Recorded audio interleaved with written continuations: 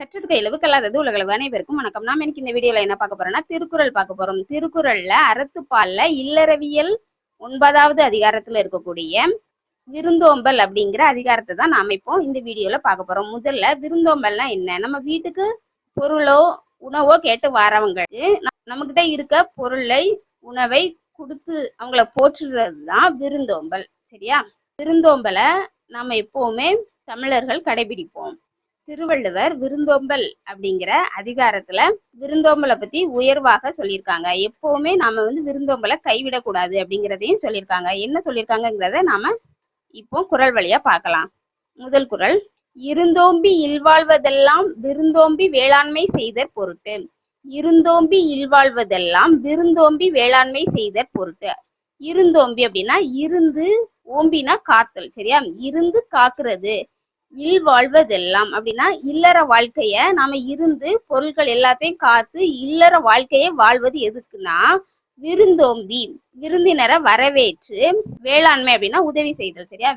உதவி செய்யும் பொருட்டு தான் நாம இல்லற வாழ்க்கையை வாழ்றோம். நாம இல்லற வாழ்க்கையை எதனால கணவன் மனைவி குழந்தைகள் அப்படின்னு எதனால ஒரு இல்லற வாழ்க்கையை வாழ்றோம் அப்படின்னா விருந்தினரை வரவேற்று அவர்களுக்கு உதவி செய்யும் பொருட்டு தான் நாம இல்லற வாழ்க்கையை வாழ்றோம் அப்படிங்கிறதா முதல் குறளோட விளக்கம். சரியா? வீட்டில் இருந்து பொருட்களை காத்து இல்வாழ்க்கை நடத்துவதெல்லாம் விருந்தினரை போற்றி உதவி செய்யும் பொருட்டே ஆகும்.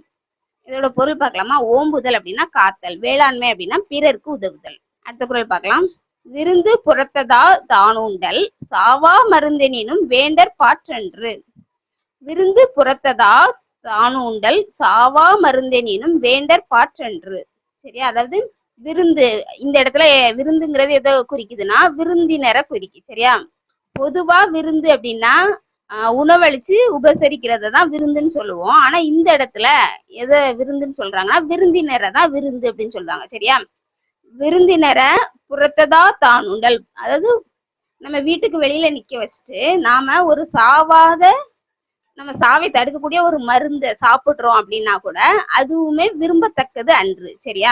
விருந்தினரை வெளியில நிக்க வச்சுட்டு நாம சாவாத மருந்து அமிர்தம், அதாவது அமிர்தம் அப்படிங்கிற அந்த மாதிரி ஒரு உணவு வகைய சாவை தடுக்கக்கூடிய ஒரு உணவு பொருளை சாப்பிடுதோம் அப்படின்னா அது நல்லது கிடையாது. அது அப்படி செய்யவும் கூடாது, விரும்பத்தக்கது அன்று அப்படின்னு தான் சொல்லியிருக்காங்க. சரியா? விருந்தினரை வீட்டுக்கு வெளியில வச்சுட்டு நாம வீட்டுக்குள்ள இருந்து எந்த பொருளையும் சாப்பிடக்கூடாது. சரியா? விருந்தினரை உள்ள கூப்பிட்டு அவங்களுக்கு உணவளிச்சுட்டு அதுக்கப்புறம் தான் நாம சாப்பிடணும். சரியா? அதுதான் இந்த குறள் மூலமா சொல்லியிருக்காங்க. விருந்தினர் வீட்டிற்கு வெளியே இருக்க தான் மட்டும் தனித்து உண்பது சாவை தடுக்கும் மருந்தே என்றாலும் அது விரும்பத்தக்கது அன்று. சரியா? பொருள் பார்க்கலாம். விருந்து அப்படின்னா உணவளித்து உபசரிப்பது. பொதுவா விருந்து அப்படின்னா உணவளித்து உபசரிப்பது. இங்கு விருந்தினரை குறிக்கிறது. சரியா? சாவா மருந்து அப்படின்னா சாவில் இருந்து காப்பாற்றக்கூடிய மருந்து. அது என்ன சொல்லுவோம்? அமிர்தம் அப்படின்னு சொல்லுவோம். அமிர்தமே இருந்தாலும் நாம விருந்தினரை வீட்டுக்கு வெளியில வச்சுட்டு நம்ம சாப்பிடக்கூடாது. பாற்றன்று அப்படின்னா உரியது அன்று. அது விரும்பத்தக்கது கிடையாது. சரியா? வேண்டுதற்கு அரியது இல்லை. சரியா? உரியது இல்லை. அது நம்ம அப்படி செய்யவே கூடாது அப்படிங்கறத அதுல கொடுத்துருக்காங்க. சரியா? அடுத்த குறள் பார்க்கலாம். வருவிருந்து வைகளும் ஓம்புவான் வாழ்க்கை பருவந்து பாழ்படுதல் இன்று. வருவிருந்து வைகளும் ஓம்புவான் வாழ்க்கை பருவந்து பாழ்படுதல் இன்று. அதாவது ஒருத்தங்க இன்னைக்கு நம்ம வீட்டுக்கு விருந்தினரா வராங்க. அவங்களுக்கு சாப்பாடு கொடுத்து அடுத்த நாளும் அவங்க இங்க போனா நமக்கு சாப்பாடு கிடைக்கும் அப்படின்னு சொல்லிட்டு திரும்பவும் அடுத்த நாள் வராங்கன்னா நம்ம அடுத்த நாளும் அவங்களை கூப்பிட்டு முகமலர்ச்சியோட சாப்பாடு கொடுக்கணும். அப்படி கொடுத்தோம்னா சரியா அவங்களோட வாழ்க்கை, நம்ம கொடுக்குறவங்களோட வாழ்க்கை எப்படி இருக்குன்னா பருவந்து பாழ்படுதல் இன்று. அதாவது பாழ்படுதல்னா கெட்டு போகாது, எப்பவுமே கெட்டு போகாது துன்பத்தால. சரியா? வருவிருந்து அப்படின்னா வரும் விருந்தினரை வைகளும் தினந்தோறும் நாளும். சரியா? வருவிருந்து அப்படின்னா வருகின்ற விருந்தினரை, வைகளும் அப்படின்னா தினந்தோறும் நாளும், ஓம்புவான் காத்து விருந்து பரிமாறுறாங்க அப்படின்னா அவங்களோட வாழ்க்கை எப்படி இருக்கும்? பருவந்து பாழ்படுதல் இன்று. பருவந்து அப்படின்னா துன்பப்பட்டோ வருந்தியோ கெட்டு போறது கிடையாது. சரியா? ஒருவேளை அவங்க துன்பப்படுற மாதிரி இப்ப தெரிஞ்சாலும் அவங்க செய்யற செயலால, அவங்க கொடுக்குற விருந்தால அவங்க எப்பவுமே கெட்டு போக மாட்டாங்க. அவங்க துன்பப்படுற மாதிரி தெரிஞ்சாலும் அவங்க வந்து துன்பப்பட மாட்டாங்க, அடுத்து உயர்வாக வளர்ந்துருவாங்க. சரியா? அதுதான் இந்த குறளோட விளக்கம். தன்னை நோக்கி வரும் விருந்தினரை நாள்தோறும் போற்றுகின்றவனுடைய வாழ்க்கை துன்பத்தால் வருந்தி கெட்டு போவதில்லை. பாழ்படுதல் அப்படின்னா கெடுதல். சரியா? அடுத்த குறள் பார்க்கலாம். அகனமர்ந்து செய்யாள் உறையும் முகனமர்ந்து நல்விருந்து ஓம்புவான் இல். சரியா? அகனமர்ந்து செய்யாள் உறையும் முகனமர்ந்து நல்விருந்து ஓம்புவான் இல். அகன் அமர்ந்து அப்படின்னா உள்ளம் மகிழ்ந்து, செய்யாள்னா யாரு? திருமகள். உறையும் அப்படின்னா தங்குதல். சரியா? உறைதல்னா தங்குதல். சரியா? இப்போ வந்து மனம் மகிழ்ந்து திருமகள் தங்குவாள். எந்த இடத்துல? முகனமர்ந்து நல்விருந்து ஓம்புவான் இல் அப்படின்னா முக மலர்ச்சியோட விருந்தினரை நல்லா பார்த்து காத்து போற்றுகின்றவனுடைய இல்லத்தில். இல்லைன்னா என்னது? இந்த இடத்துல இல்லத்தில். சரியா? முகமலர்ச்சியோட விருந்தினரை கூப்பிட்டு சாப்பாடு கொடுத்து பரிமாறுறவங்களுடைய இல்லத்தில் அகனமர்ந்து செய்யாள் உறையும் அப்படின்னா மனமகிழ்ச்சியோட திருமகள் வந்து அந்த வீட்டுல தங்குவாள். சரியா? அவங்களோட இல்லத்துல திருமகள் வந்து மனமகிழ்ச்சியோட தங்குவாள். விளக்கம் பார்க்கலாம். நல்ல விருந்தினராய் வந்தவரை முகமலர்ச்சி கொண்டு போற்றுகின்றவனுடைய வீட்டில் மனம் மகிழ்ந்து திருமகள் வாழ்வாள். சரியா? அவள் வந்து திருமகள் அவங்களோட இல்லத்துல வந்து தங்குவாள். சரியா? பொருள் பார்க்கலாம். செய்யாள் அப்படின்னா திருமகள், அகம் அப்படின்னா உள்ளம், உறைதல் அப்படின்னா தங்குதல். அடுத்த குறள் பார்க்கலாம். வித்தும் இடல் வேண்டும் கொல்லோ விருந்தோம்பி மிச்சில் மிசைவான் புலம். வித்தும் இடல் வேண்டும் கொல்லோ விருந்தோம்பி மிச்சில் மிசைவான் புலம். வித்தும் அப்படின்னா என்னன்னா விதை. சரியா? இடல் வேண்டும், விதையும் இட வேண்டுமா? இடல்னா விதைக்க வேண்டுமா? சரியா? விதையும் விதைக்க வேண்டுமா? கொல்லோ விருந்தோம்பி மிச்சில் மிசைவான் புலம் அப்படின்னா விருந்தினருக்கு சாப்பாடு கொடுத்து அவங்க சாப்பிட்டதுக்கு அப்புறம் மீதம் இருக்க சாப்பாடை சாப்பிடுறவங்களுடைய நிலத்துல விதையும் விதைக்க வேண்டுமா அப்படின்னு கேட்டிருக்காங்க. சரியா? விதையும் விதைக்க வேண்டுமோ யார் இடத்துல? விருந்தோம்பி மிச்சில் மிசைவான் புலம். மிச்சில்னா என்னது? மீதம். விருந்தோம்பி விருந்தினருக்கு பரிமாறிட்டு மீதம் இருக்க உணவை மிசைவான், மீதம் இருக்க உணவை உண்பவனுடைய புலம்னா நிலம், நிலத்தில் விதையும் விதைக்க வேண்டுமோ? சரியா? அப்படின்னு இந்த குறள் வழியா கேட்டிருக்காங்க. அதாவது விருந்தினரை வரவேற்று நல்லா முகமலர்ச்சியோட வரவேற்று சாப்பாடு கொடுத்துட்டு மீதம் இருக்க உணவை சாப்பிட்றவங்களுடைய நிலத்துல விதையும் விதைக்க வேண்டுமோ அப்படின்னு கேட்காங்க. அதாவது நம்மளா விதையை விதைக்க வேண்டாம், அப்படி பரிமாறுறவங்களுடைய வீட்டுல வந்து அப்படி விருந்தினரை வரவேற்று சாப்பாடு கொடுக்குறவங்களுடைய சாப்பாடு கொடுத்து மீதம் இருக்கிற உணவை சாப்பிட்றவங்களுடைய நிலத்துல விதை விதைக்கவே வேண்டாம், அதுவாவே முளைச்சி பலன் அளிக்கும் அப்படிங்கிறது தான் இந்த குறளோட விளக்கம். சரியா? விருந்தினரை முன்னே போற்றி உணவளித்து மிஞ்சிய உணவை உண்டு வாழ்கின்றவனுடைய நிலத்தில் விதையும் விதைக்க வேண்டுமோ அப்படின்னு கேட்டிருக்காங்க. விதை விதைக்க வேண்டிய தேவையே இல்லை, அதுவாவே விதை முளைச்சி அவங்களுக்கு பலன் அளிக்கும். சரியா? இதோட பொருள் பார்க்கலாம். வித்து அப்படின்னா விதை, புலம் அப்படின்னா நிலம், மிச்சில் அப்படின்னா மீதம். அடுத்த குறள் பார்க்கலாம். செல்விருந்து ஓம்பி வருவிருந்து பார்த்திருப்பான் நல்வருந்து வானத்தவர்க்கு. செல்விருந்து ஓம்பி வருவிருந்து பார்த்திருப்பான் நல்வருந்து வானத்தவர்க்கு. செல்விருந்து அப்படின்னா வந்த விருந்தினரை, ஓம்பி அப்படின்னா காத்து, அதாவது வந்த விருந்தினருக்கு உணவளிச்சு அவங்கள போற்றிட்டு அடுத்து வருவிருந்து, அடுத்து யாராவது விருந்தினர் வராங்களா அப்படின்னு பார்த்துக்கிட்டே இருக்கிறவங்க. சரியா? பார்த்திருப்பான் பார்த்துக்கிட்டே இருக்கிறவங்க நல்வருந்து வானத்தவர்க்கு அப்படின்னா வானுலகத்தில் உள்ள தேவர்க்கும் நல்ல விருந்தினன் ஆவான். சரியா? அதாவது வானுலகத்துக்கு போனதுக்கு அப்புறமும் அவங்க வந்து அங்க இருக்கிற தேவர்கள் இவங்களுக்கு நல்லபடியா விருந்து பரிமாறுவாங்க. சரியா? அந்த மாதிரிதான் இதுல சொல்லியிருக்காங்க. அதாவது நாம வந்து என்ன செய்யணும்? விருந்தினரை வரவேற்று சாப்பாடு கொடுத்து அடுத்து விருந்தினர் வராங்களா அப்படின்னு எதிர்பார்த்துட்டு இருந்தோம்னா நாம வானுலகத்துக்கு போனதுக்கு அப்புறம் தேவர்கள் நம்மள நல்ல விருந்தினரா பார்த்து நமக்கு வரவேற்பு கொடுப்பாங்க அப்படிங்கிறது தான் இந்த குறளோட விளக்கம். சரியா? வந்த விருந்தினரை போற்றி இனிவரும் விருந்தினரை எதிர்பார்த்து இருப்பவன் வானுலகத்தில் உள்ள தேவர்க்கும் நல்ல விருந்தினன் ஆவான். சரியா? வானத்தவர் அப்படின்னா தேவர். அடுத்த குறள் பார்க்கலாம். இணை துணை என்பதொன்றில்லை விருந்தின் துணை துணை வேள்வி பயன். இணை துணை என்பதொன்றில்லை விருந்தின் துணை துணை வேள்வி பயன்.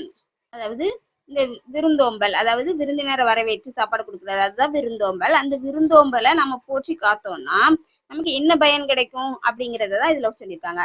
அந்த விருந்தோம்பல்ங்கிறது ஒரு வகை யாகம் தான். அதை செஞ்சோம்னா நமக்கு நன்மை இதுதான் கிடைக்கும் அப்படிங்கறத அளவிட்டு சொல்ல முடியாது.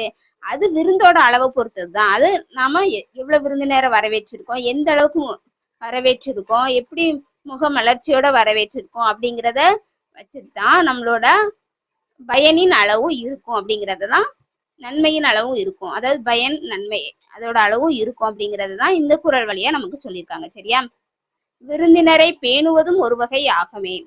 அதை செய்வதால் வரும் நன்மை இவ்வளவு என்று அளவிட முடியாது. வரும் விருந்தின் தகுதி அளவுதான் நன்மையின் அளவாகும். நம்மளோட விருந்தோட தகுதி அளவு எவ்வளவு இருக்கோ அப்படிங்கிறது தான் நம்மளோட நன்மையின் அளவாகவும் இருக்கும். சரியா? வேள்வி அப்படின்னா யாகம். அடுத்த குறள் பார்க்கலாம். பரிந்தோம்பி பற்றற்றேம் என்பர் விருந்தோம்பி வேள்வி தலைப்படாதார். பரிந்தோம்பி பற்றற்றேம் என்பர் விருந்தோம்பி வேள்வி தலைப்படாதார். அதாவது ஒருத்தவங்க விருந்தினரை வரவேற்கல, அவங்களுக்கு எதுவுமே செஞ்சு அவங்களுக்கு தேவையானதை கொடுக்காம இருந்துட்டு அவங்க செல்வத்தை மட்டும் சேர்த்து வச்சுட்டு இருந்தாங்கன்னா பின்பு அவங்க செல்வத்தை இழக்கும் போது அவங்க ரொம்ப வருத்தப்படுவாங்க. சரியா? அப்படி வருத்தப்பட்டு அப்போது எந்த பயனும் இருக்காது. அதனால நாம செல்வத்தை எவ்வளவு சேர்த்து வைக்கோமோ அந்த அளவுக்கு நாம மத்தவங்களுக்கு விருந்தோம்பல் வழியா உணவோ பொருட்களோ கொடுத்து உதவணும். சரியா? அப்படி ஒருவேளை நம்ம சேர்த்து மட்டுமே வச்சுட்டு இருந்தோம், விருந்தோம்பல் மத்தவங்களுக்கு கொடுக்கவே இல்லை அப்படின்னா அதால எந்த பயனும் இல்லை அப்படிங்கறத இந்த குறளோட விளக்கம்.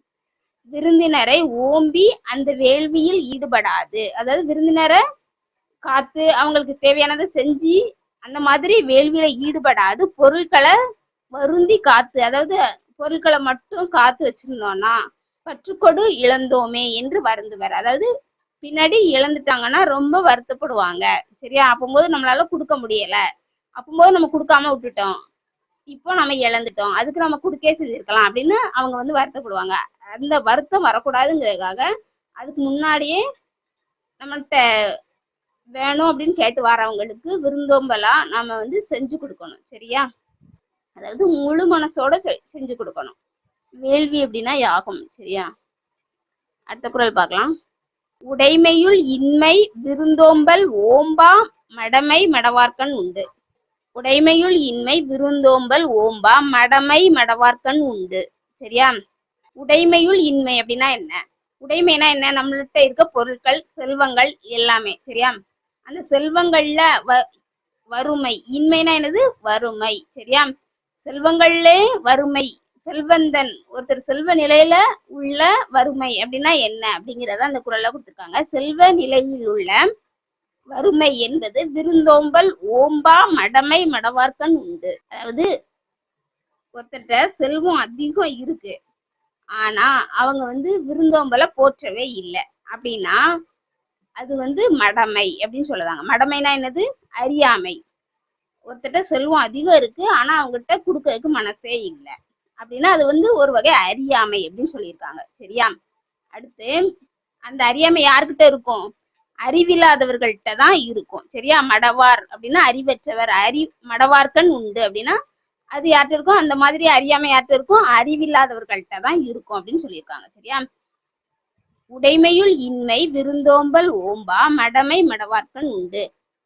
செல்வ நிலையிலுள்ள வறுமை என்பது என்னன்னா விருந்தோம்பலை காக்க முடியாத அறியாமை. சரியா? விருந்தோம்பலை காக்க தெரியாத ஒரு அறியாமை தான் செல்வ நிலையில் உள்ள வறுமை. அந்த அறியாமை யார்கிட்ட இருக்கும்? மடவார்க்கண் உண்டு, அறிவில்லாதவர்கள்ட்ட இருக்கும். சரியா? செல்வ நிலையில் உள்ள வறுமை என்பது விருந்தோம்புதலை போற்றாத அறியாமையாகும். அத்தன்மை அறிவில்லாதவர்களிடம் காணப்படுவதாகும். இன்மை அப்படின்னா வறுமை, மடமை அப்படின்னா அறியாமை, மடவார் அப்படின்னா அறிவற்றவர். அடுத்த குறள் பார்க்கலாம். மோப்ப குழையும் அனிச்சம் முகந்திரிந்து நோக்க குழையும் விருந்து. மோப்ப குழையும் அனிச்சம் அப்படின்னா அனிச்ச மலர் என்ன செய்யும்? அதை முகர்ந்து பார்த்த உடனே வாடிரும். அது போல முகந்திரிந்து நோக்க குழையும் விருந்து அப்படின்னா, விருந்தினர் ஒருத்தவங்க வீட்டுக்கு வராங்கன்னா அவங்கள நம்ம மலர்ச்சி இல்லாமலே வரவேற்றோம்னா அவங்களோட முகம் உடனே வாடிரும். அதனால நாம் எப்படி இருக்கணும், முக மலர்ச்சியோட அகம் மலர்ச்சியோட விருந்தினரை வரவேற்கணும். சரியா? அதுதான் இந்த குறளோட விளக்கம். அனிச்சம் எனப்படும் பூ முகர்ந்தவுடன் வாடிவிடக்கூடியது. அதுபோல சற்று முகம் வேறுபட்டு வரவேற்றாலே விருந்தினர் வாடி விடுவர்.